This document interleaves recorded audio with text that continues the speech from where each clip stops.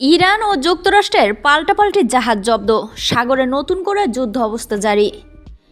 মধ্যপ্রাচ্যের কৌশলগত জলসীমায় ইরান ও যুক্তরাষ্ট্রের মধ্যে পাল্টাপাল্টি জাহাজ জব্দের ঘটনায় আন্তর্জাতিক সমুদ্র সীমায় চরম উত্তেজনা ছড়িয়ে পড়েছে।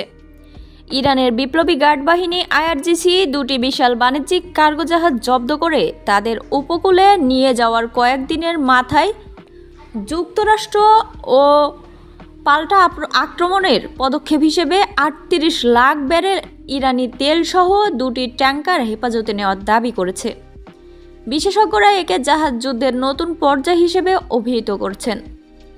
ইরানের বিপ্লবী গার্ড বাহিনী ওমান সাগর থেকে এমএসসি ফ্রান্সিস্কা এবং অ্যাপমিন্ডান্স নামক দুটি জাহাজ জব্দ করেছে।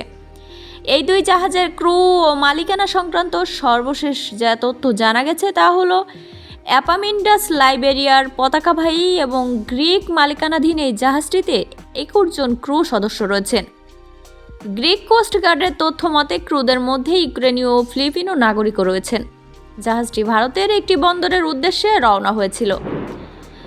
এমএসসি ফ্রান্সিস্কা পানামার পতাকাবাহী এই জাহাজের মালিক বিশ্বের বৃহত্তম shipping company Mediterranean shipping company থেকে জাহাজ কর্তৃপক্ষের থেকে নেওয়া। এর ক্যাপ্টেন সহ ৩ নাবিক মন্টেনেগ্রোর এবং অন্তত ২ জন ক্রু ক্রোয়েশিয়ার নাগরিক।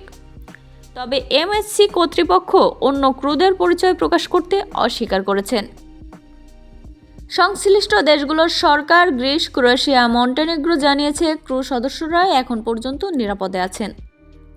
তবে তেহরান ও সংশ্লিষ্ট দেশের দূতাবাসের মধ্যে মুক্তি নিয়ে আলোচনা চললেও কোনো সুনির্দিষ্ট ফল আসেনি। যুক্তরাষ্ট্রের পাল্টা পদক্ষেপ। ইরানের এই পদক্ষেপের পর ওয়াশিংটন কঠোর অবস্থান নিয়েছে। মার্কিন অ্যাটর্নি জেনারেল পিরো আনুষ্ঠানিকভাবে জানিয়েছেন, যুক্তরাষ্ট্র গত কয়েকদিনে দুটি তেলবাহী ট্যাঙ্কার জব্দ করেছে, যেগুলোতে ৩৮ লাখ ব্যারেল ইরানি তেল রয়েছে।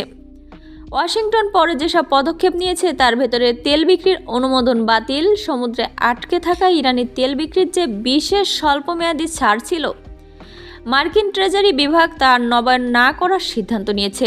ফলে কয়েকদিনের মধ্যেই এই তেলের ওপর পূর্ণ নিষেধাজ্ঞা কার্যকর হবে। তৃতীয় পক্ষের ওপর নিষেধাজ্ঞা মার্কিন ট্রেজারি সেক্রেটারি স্কট বেসেন্ট কড়া হুঁশিয়ারি দিয়েছেন। যেসব দেশ বা কোম্পানি ইরান থেকে তেল কিনবে তাদের বিরুদ্ধে যুক্তরাষ্ট্র কঠোর নিষেধাজ্ঞা আরোপ করবে। জানুয়ারির শুরুতে ভেনেজুয়েলার প্রেসিডেন্ট নিকোলো মাদুরোকে আটকের পর ইরানের ওপর এই চাপ প্রয়োগ ট্রাম্পের গ্রেট প্রেসার কৌশলের অংশ বলে মনে করা হচ্ছে। জাহাজ ট্র্যাকিং ডেটা এবং অতীতের নজির বিশ্লেষণ করলে দেখা যায় জব্দ করা এই তেলের ভবিষ্যৎ টেক্সাসের হিউস্টনের মতো কোনো মার্কিন বন্দরে খালাস হতে পারে। গত ডিসেম্বরে ভেনেজুয়েলার তেলবাহী প্রথম জাহাজ দ্য স্কিপার কে টেক্সাসে নিয়ে গিয়ে সেটির জ্বালানি বাজেয়াপ্ত করা হয়েছিল। আন্তর্জাতিক নৌ বাণিজ্য বিশেষজ্ঞদের মতে পারস্য উপসাগর এবং লোহিত ও সাগরীয় এলাকায় এই পাল্টাপাল্টি জাহাজ জব্দের রাজনীতি বৈশ্বিক সরবরাহ চেইনে বড় ধরনের বিপর্যয় ডেকে আনতে পারে। এই উত্তেজনার ফলে বাণিজ্যিক জাহাজগুলোর বিমা প্রিমিয়াম কয়েক গুণ বেড়ে যেতে পারে। সেই সঙ্গে জাহাজগুলো গতিপথ পরিবর্তন করতে বাধ্য হওয়ায় দক্ষিণ এশিয়া, বিশেষ করে ভারত এবং ইউরোপের বাজারে পণ্য পৌঁছাইতেও অনেক দেরি হবে বলে আশা করছে বিশ্লেষকরা।